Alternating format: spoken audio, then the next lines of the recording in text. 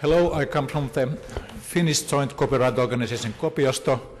We represent the publishers and the authors from the publishing industry and also the authors of audiovisual works.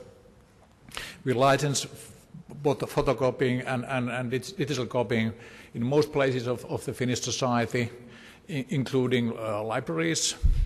We also license the use of collection of the press material, all press material to publishers. We license retransmission, the use of audiovisual works in education, and even personal video recording services to individual customers, so quite a collection. In my presentation here, I thought to a little bit describe the way how we can close the gap between the actual use of works and then the future licensing schemes. Because as Martin mentioned here, there's always a gap there. The technology develops much quicker than the legislation. So what has taken place? How that this gone and happened in regarding some of the license schemes we have been handling? This picture shows the collection of our survey results from the reprographic scene. The huge red mountain in the middle, that's what they call the smelting glacier of photocopying. So, and this describes the technology itself, the usage of the technology. So that the amount of licensed copies lies in the red mountain. It differs, the share of it differs from, let's say, from 5% to 40% from brand to brand. But then we say that then we can see on the picture that we get new license, new technologies in the picture. The dark grey line, the second one, describes the amount of printouts from internet. That means actually that digital material is distributed on paper. The yellow line, scanned publications. That means that material works being published on paper will be digitalized. And then, last but not least, on the top, the sky-high curve, that's digital copying from digital sources. Our friend from European Commission, Marco Ciorelli, asked what is mass use? So when looking at this question, we could ask, when does the mass use begin regarding the new uses? And who should take the decision and how? Well, this question was kind of solved by the Finnish legislation regarding the education, where this is, of course, is crucial for the education, for the teachers, for the pupils to get the license the permission to use works. We had the basics, of course, from the Infrastructure Directive from 2001, and the Finnish government was very active, as it usually is, and made its first proposal so early as 2002 in order to cover the digital uses taking place in education. The final proposal came in 2004. It was a very wide covering paragraph, covering in principle any kind of reproduction of protected works and making available works for educational and research purposes. In a way, it resembles in its wideness the general ICL, because within that framework you could do almost anything. So that goes. And the ECL came in. The legislation came in force in 2006, and then the rights owners began to think and ponder what is mass use in this respect. It took us only 5 years, 51 meetings to figure out what is mass use in this respect. And our publishers, they were happy, very happy when we finally got this result, and they said that this is the best ECL scheme in the world. Might be, but not the quickest one, that's for sure. So was this a positive thing or a negative thing that it was this low? Of course it caused some risk for the rights owners, because we had to tell the teachers and the pupils, no, you can't scan any book in the education. One could imagine that would have lead to demands for new exceptions and limitations, but it didn't. Why?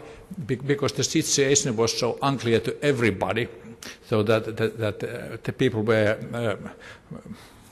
they didn't have a clear picture what was it all about. Neither did the publishers themselves. So what is important in this kind of time gap is the fact that the ECL allowed the rights owners to define what is mass use really, and where goes the borderlines to their own primary business.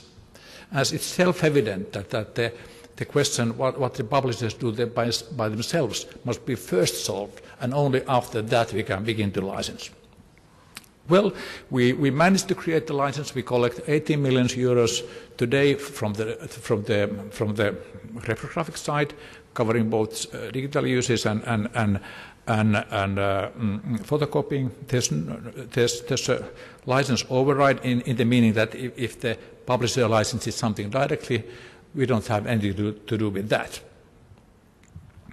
And we even managed to widen the scope of the education in the meaning that we license some of the text and data mining activities, both regarding old material digitized by the libraries and then new material from internet. So that the scope of the very useful kind of basic educational license is so wide that you can really do quite many things with that one. But my point here is that it's extremely important that the licensing scheme and the procedure gives room to the rights owners to figure out and decide what is mass use and what is not, what is primary business, what is not, because we don't know it in advance. Nobody knew how this picture would look like before we saw it in reality. And that is one of the core questions here, and that is why we probably need a general ECL.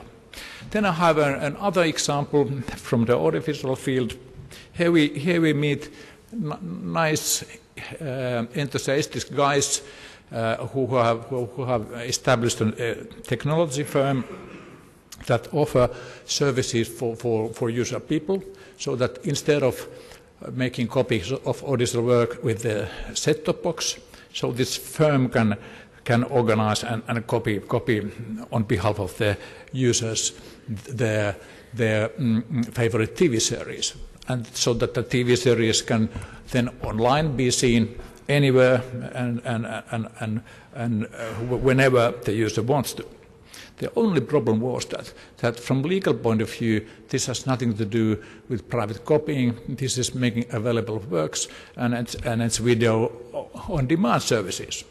But the idea was so good that also the big telecom companies in Finland, they got interested, and they began same type of services.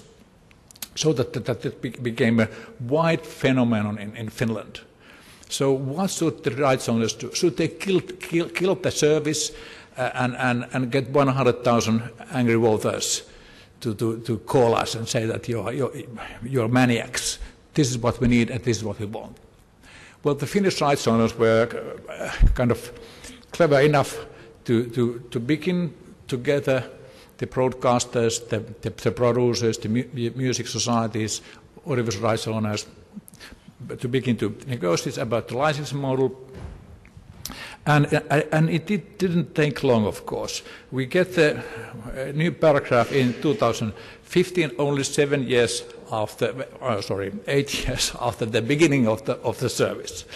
Now we are licensing it effectively, and we collect around about 10 million euros yearly. But in this case was different in the meaning that here we knew very exactly what was the type and scope of the mass use, and all the rights owners would agree that we should get an ECL license here. So I would say that if in the first example it was good that there was this time gap, that the rights owners had the ability and the possibility to really think about thoroughly the questions. So this second question shows that the rights owners do need more flexible tools in order to answer the question posed by the technical development. So if in the first case it was the price of the democracy that we have to wait, so in the second case I would like to say we should have been able to do that in a more effective way. Nevertheless, the results are good, but we can't always be happy with the procedure. Thank you.